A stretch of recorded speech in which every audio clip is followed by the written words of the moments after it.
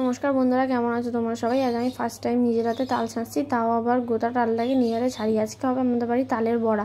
সেই অনুযায়ী শাশুড়ি মার কথা মতো বসে পড়েছি তাল ছাঁচতে। উনি ঠিক যেভাবে বলে দিয়েছে আমি আমার গায়ের সমস্ত জোর দিয়ে সেভাবেই করার চেষ্টা করেছি। আমি জানি না কতটা কি করতে পেরেছি, চলো তোমাদের দেখাই কতটা পেরেছি। সকালবেলা আমি আর তোমাদের দেখাতে পারিনি, আমার দুটো হাতেই তাল লেগেছিলো, ওই জন্য এখন তোমাদের দেখাচ্ছি কতটা ঠিক শাঁস বের করতে পেরেছি। আমি ফ্রিজ থেকে বের করে নিলাম এক বোতল মিষ্টির রস আর ওই তালের শাঁসটা। এই দেখো, একটা তাল থেকে ঠিক এতটা বেরিয়েছে। এর মধ্যে সুজি, ময়দা আর ওই মিষ্টি রসটা দিয়ে দেখো একটু জল দিয়ে মেখে ওটাকে ঠিক কতটা হয়ে গেছে। এটাই হবে এক বাটি। ঠাকুমা এটাকে ফুলুলির মতো একটা একটা করে গরম তেলে ছেড়ে দিচ্ছি কি সুন্দর।